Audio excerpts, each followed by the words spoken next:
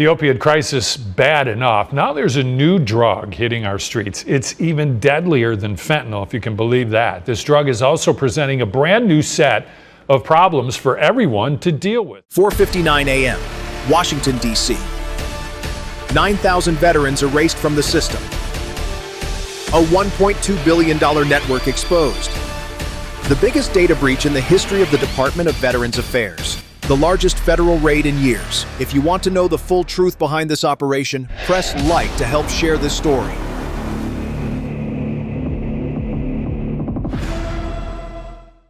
We're going to be showing you a particular drug house and a warrant that was executed at this house and what we found at this house. At 4:59 a.m., under cold rain and heavy silence, the sound came first. Then 2 federal helicopters appeared above the mansion of Veterans Affairs Director Marshall Cain, cutting through the darkness as their rotors shook the treetops and scattered rain across the estate. No sirens, no warning, just floodlights sweeping across the roof and upper windows as the aircraft hovered into position. On the ground, unmarked federal vehicles sealed every exit. Agents stepped out in silence, forming a perimeter around the property. Above them, a tactical team descended fast onto the rear landing area as another team moved toward the main entrance. Within seconds, the mansion was surrounded.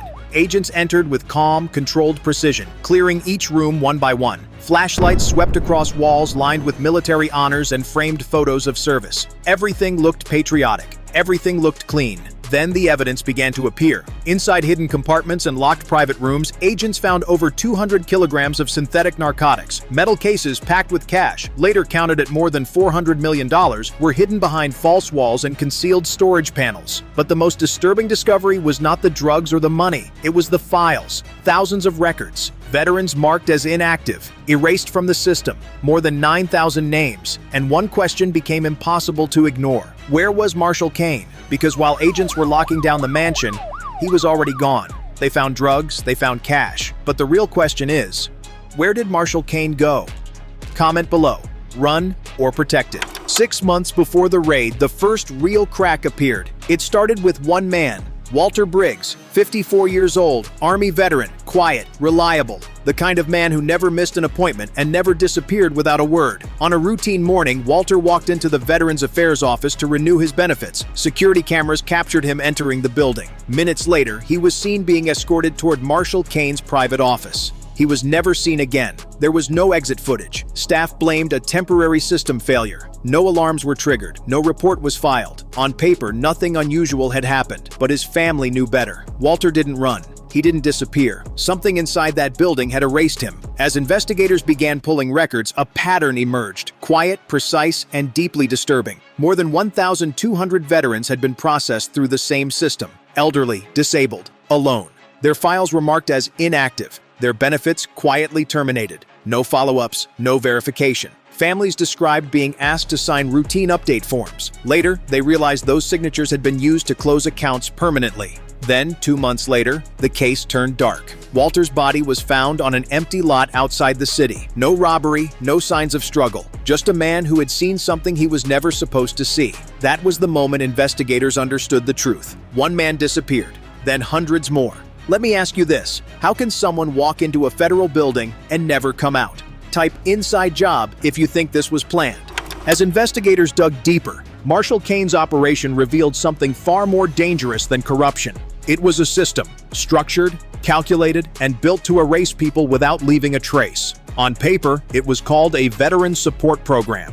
It promised housing, job placement, and medical care. For struggling veterans, it looked like a second chance. In reality, it was the entry point. The process was always the same. Step 1. Identify vulnerable targets, elderly, disabled, or isolated individuals. Step 2. Bring them in under official appointments. Step 3. Remove their identity. Documents were confiscated, medical records altered, benefit files terminated. Within hours, they no longer existed in any federal system. More than 1,200 veterans went through this pipeline. Over 70% had no immediate family. Nearly 500 were listed as medically dependent, meaning they could not survive without assistance. That was the leverage. Once erased, they were transported to remote sites, warehouses, private compounds, and so-called rehabilitation centers. There, they were forced into labor. 12 to 14 hours a day, loading sealed crates, guarding shipments they were never allowed to inspect. Investigators later confirmed those shipments were tied to a distribution network moving narcotics across at least 11 coastal ports and 9 inland logistics hubs. The numbers were staggering. Tens of millions of dollars in product moved every month, all powered by people the system had already declared gone. This was not exploitation. This was industrialized disappearance. This was no longer corruption. This was a system. Before we move to the raids, tell me, do you think anyone inside the government knew about this? 4:15 a.m. Across 3 states, federal command centers came alive at the same time. Screens lit up, radios checked, final coordinates confirmed. The intelligence pulled from Kane's mansion had mapped out something far larger than a single operation. 14 locations, all disguised as veteran support facilities. 4:30 a.m., the order was given. 18 tactical teams moved out in silence. Convoys split across highways, industrial zones, and rural backroads. Every team had one objective: hit fast, secure the site, and prevent any destruction of evidence. There was no margin for delay. 4:42 a.m. the first breach. At an abandoned warehouse on the edge of an industrial district, agents forced entry through reinforced steel doors. Inside, flashlights cut through darkness and immediately revealed the scale. Stacked from floor to ceiling, synthetic narcotics, later measured at over 1.8 tons, but the drugs were only part of it. Along the far wall, agents found men, veterans, chained to heavy loading equipment, thin, exhausted, wearing worn gloves and marked uniforms. Some had not seen daylight in weeks. They had been told they were serving in a classified operation. They had been lied to.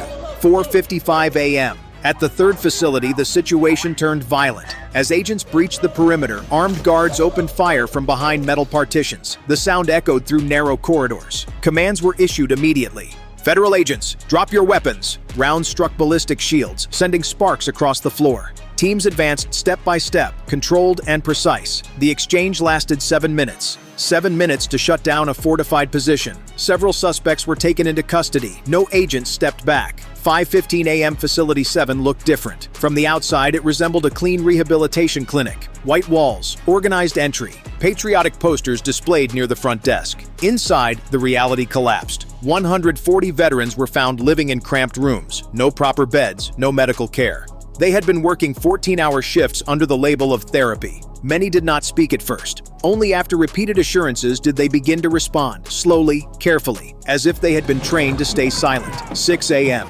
As daylight broke, the final sites were secured. The numbers came in quickly. Over 400 suspects detained, more than $1.2 billion in assets seized, multiple tons of narcotics removed from circulation. But the most important number was harder to measure. Hundreds of veterans, alive, pulled out of a system designed to erase them. Behind clean buildings and official signs, a hidden network had been operating in plain sight, and for the first time, it had been exposed. But what agents didn't know yet was that this was only the surface. But what agents found inside those buildings was only part of the story. The dismantling of the physical warehouses was only the beginning. As investigators delved into the seized digital archives, a more terrifying truth emerged. Marshal Kane's empire was not a rogue criminal cell, but a cancer woven directly into the fabric of government structures. Kane had spent years planting loyalists in positions where public trust was supposed to be absolute. Now the investigation moved from the shadows of warehouses into the fluorescent light of federal offices. Inside the central command hub, the walls became a web of betrayal. Red lines on massive charts connected customs checkpoints, port inspection units, and medical benefits desks. It was a network that thrived on paperwork rather than pistols, using signatures and official stamps to move narcotics as efficiently as mail. This was the silent machinery of corruption, far more dangerous than any street gang because it operated with the veneer of total legitimacy. The crackdown within the bureaucracy met with desperate resistance. At a port administration building, a high-ranking supervisor attempted to wipe entire databases as agents breached the floor. He fled through dark storage corridors, triggering a high-stakes pursuit until he was cornered at an emergency exit.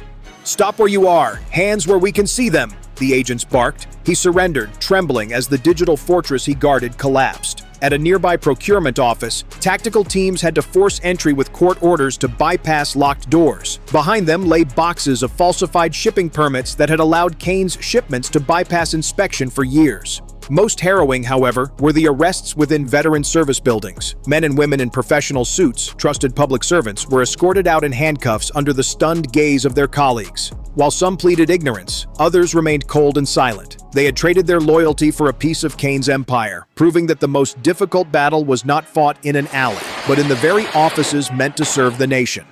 Warehouses dismantled, hundreds arrested, billions seized. On paper, it looked like a complete victory. But inside a dimly lit federal data lab, long after the raids had ended, a different picture began to emerge, one far more unsettling. Analysts worked through the night, decrypting hard drives pulled from Kane's mansion and the 14 facilities. At first, the files matched what investigators expected: shipping logs, payment records, coded schedules. But buried beneath layers of encryption, they found something that didn't belong: a hidden directory. No label, no timestamp. Inside it was a single file: continuity protocol. The name alone was enough to stop the room. As they opened it, silence fell. This wasn't a backup.